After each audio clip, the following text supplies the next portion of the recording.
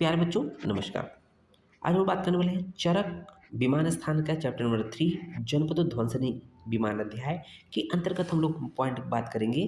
Point number 9 की बात करेंगे। तो 9 नंबर क्या कह रहा है? अपतर्पण एवं उसके भेद।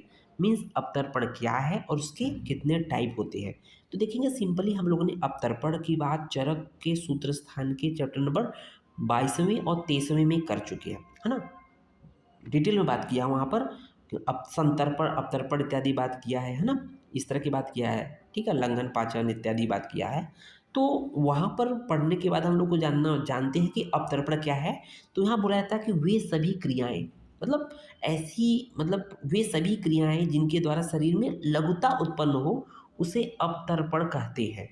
हम लोग कहते हैं संतर्पण का मतलब शरीर में गुरुता उत्पन्न करना। अपतर्पण मतलब शरीर में लघुता उत्पन्न करना है। चाहे कोई भी एक्टिविटी जिसकी वजह से शरीर में लघुता उत्पन्न हो रही है, शरीर हल्कापन हो रहा है, उसको हम लोग अपतर्पण कहते हैं। समझ में आ गया अपतर्पण किसे कहते हैं।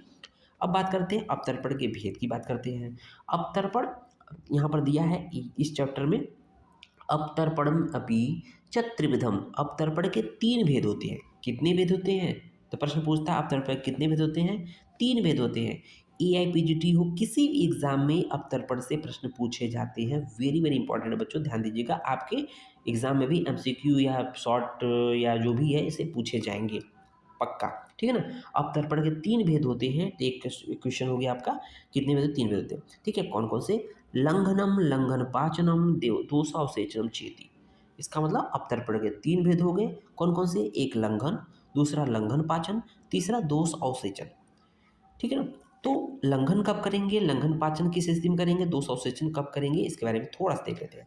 देखिए लंघन की क्या स्थिति परिस्थिति है। तो लंघन के लिए बोला गया है लंघनम अल्प बल दोषाणाम।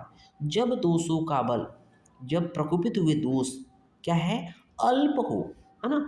अल्प बल दोषाणाम, जब प्रकोपित हुए दोषों का बल अल्प होता है तो उस स्थिति में क्या करते हैं, लंघन कराते हैं। ओके, जब दोषों का बल अल्प होता है तो उसमें लंघन कर्म कराते हैं, ठीक है ना।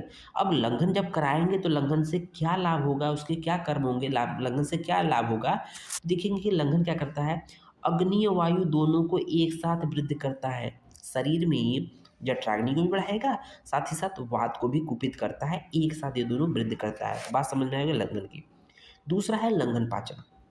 लंघन पाचन कब करेंगे, जब लंघन पाचने तो मध्य बल दोषाणाम, अर्थात दोषों का जब बल मध्यम हो, जब दोषों का जल पावर या प्रकोपित मध्यम रूप से प्रकोपित हो या बल उनका मध्यम हो, उस स्थिति में क्या होता है, क्या करेंगे, लंघन और पाचन दोनों करेंगे, है ना। लंघन भी देंगे, साथ ही साथ पाचक औषधि भी देंगे। ओके। तीसरी स्थिति आती है दोष अवसेचन। वेरी वेरी इंपॉर्टेंट है। दोष अवसेचन का मतलब क्या हो गया कि यहाँ पर संशोधन क्रिया होती है। मतलब शरीर में से दोषों को बाहर निकालना है।